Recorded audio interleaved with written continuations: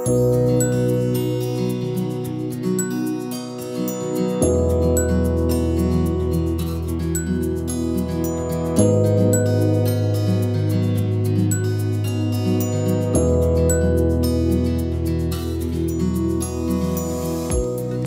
sien nou onlangs 'n komediant wat spot met Christene en eintlik vir hulle vra, help my asseblief. Wat julle doen en hoekom julle doen, maar dit maak nie vir my sin nie.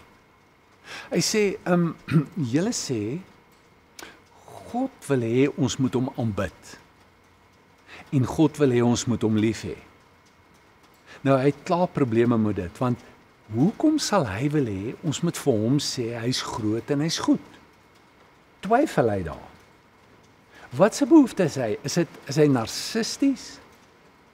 En dan, ons moet hom lief hê. Weet, wat se liefde dit is as jy die opdrag kry, jy moet my lief hê. Is dit regtig liefde? Kan jy God dan lief hê? En hy het 'n groot probleem daarmee. En dan sê dan die groot probleem met dit is, as jy dit doen, dan moet jy vir my iets gee ook asseblief. As jy dit nie doen nie, dan gaan ek jou straf. Dan los ek jou en uiteindelik gaan ek jou hel toe stuur as jy my nie lief het nie. Nou so, die idee van God, laat mens wonder. Die mense het hande geklap in die gehoor en gesê, ja, maar dit is absoluut waar. Dit maak nie sin nie. Hoekom moet ons God aanbid? Hoekom moet ons hom lief hê? Daar's fout met God. Maar dit is natuurlik 'n totaal verkeerde verstaan van God, wat glad nie strook met die Christen tradisie en met die skrif nie. Want die skrif en die tradisie begin op 'n ander plek. Wie God is, hy's die drie enige God.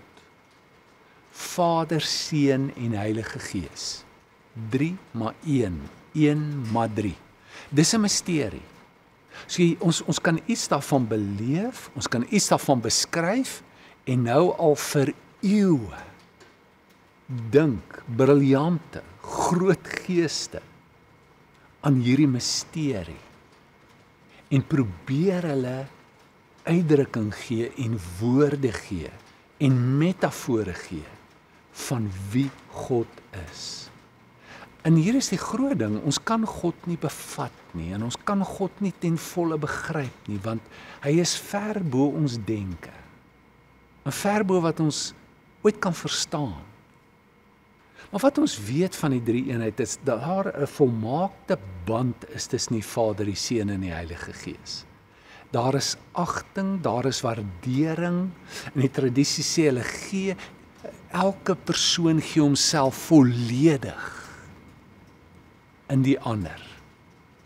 Daarom, as jy iets met die Heilige Gees te doen kry, en agterkom van hom, sal hy vir jou sê, my taak is om Jesus te verheerlik. Kom ek vertel jou, kom ek wys jou, hoe wonderlik is hy. En as jy met Jesus te doen kry, sal hy vir jou sê, kyk na my Vader. Ek is hier net om een ding te doen, en dis die wil van die Vader te laat geskied.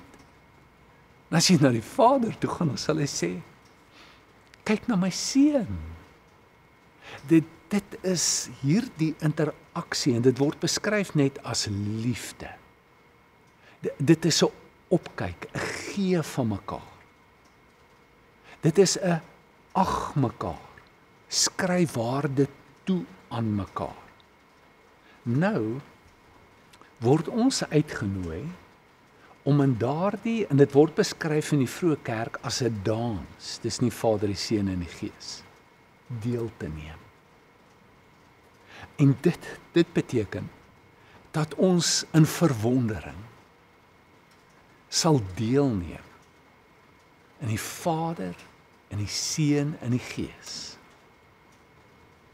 En dat ons so gemaak is, en dat ons hunker daarna, om dit te proe, en dit te smaak, en dit te sien.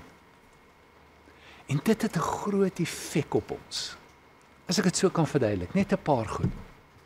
As jy God se grootheid sien en sy liefde sien, dan maak dit bewondering in jou los. Soos wat daar bewondering tussen die Vader, die Seun en die Heilige Gees is. En jy's deel van dit. Jy aanbid. En dit maak dan alle soorte waardering en verwondering los in jou lewe, want jy vind iets van God in die skepping. Dit is in ander mense, in die natuur en in die res van die skepping. Jy vind waarheid. Jy vind wat goed is. Jy vind wat lieflik is. En jy is in vervoering daarmee. Jy aanbid.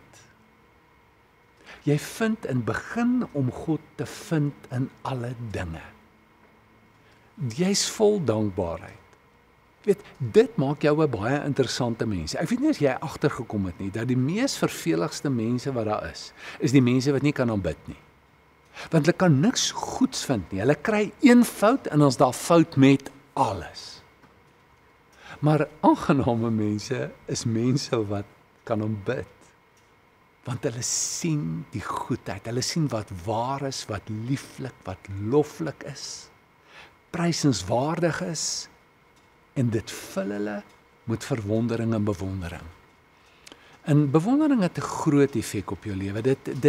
Dit laat jou anders kyk na alles. Weet jy dit het 'n groot effek op jou gemoed en op jou manier van dink. Daar's heelwat navorsing gedoen oor bewondering. En dit is een van die dis meer as 'n emosie wat aangewakker is, voorgestaan is vir die vroeë volgelinge van Jesus. Ek staan een keer in 'n ry en ek is moedeloos. Dis 'n lang tou en ek weet nie wanneer ek gaan voorkom nie. En ek dink ek gaan laat wees vir die vertoning. En toe die persoon voor my omdraai, sien ek, maar dis iemand wat ek van weet. En dis 'n besondere persoon. Ek het al gedink en gewonder, sal hom so graag wil ontmoet. Sy manier van dink en die dinge wat hy doen is so innoverend en ek sê toe vir hom, ek is jammer, ek wil nie inbreuk maak nie. Maar ek sou so graag jou net wil ontmoet en met jou gesels as dit moontlik is. Ek sê, weet jy, ek staan in hierdie tou en ek wonder hoe gaan ek al voorkom. Kom ons kuier saam. Weet jy, toe ek voorkom, toe ek so spyt die tyd's verby. Want tyd het net gevlieg. Dit is wat bewondering doen. Dit bring 'n geïnteresseerdheid. Dit bring 'n openheid. Dit bring 'n leergierigheid. Dit bring 'n gee van jouself. Dis 'n wonderlike emosie. En so sê meer as 'n emosie wat jy kan beleef. En dit is wat met jou gebeur as jy iets van God begin te sien, van God begin te agterkom en begin te aanbid. Dan is daar die groot ding van vryheid. In Openbaring speel die groot drama af. Wie is waardig? Daar word gesoek op die aarde en in die hemel oral rondgekyk na iemand wat waardig is. Kyk, waardig om iemand van die hoogste waarde te ag is om hom te aanbid. Want hy is dit waardig. Hy kan gee. Hy kan dit gee. Tim Keller sê, ons harte is 'n afgodefabriek. Aan die een kant die huis van God, Jeremia, daar's niks so verleidelik soos ons hart nie. Ons harte beloof ons baie keer goed wat in ons hart is, en dit wat ons aanbid, dit wat ons waarde aanheg, maar dit kan dit nie vir ons gee nie. Dit lei altyd tot teleurstelling. Dit lei tot verslawing, en party goeds natuurlik beter as ander. Soos dis dalk beter om jou gesin bo geld te sit. Maar selfs jou gesin, daar's iets groter en meer as die gesin, gaan diep teleurstel gaan nie vir jou alles kan gee wat jou hart soek en waarna jy verlang nie. Wees waardig, Jesus. En dis hierdie paradoks.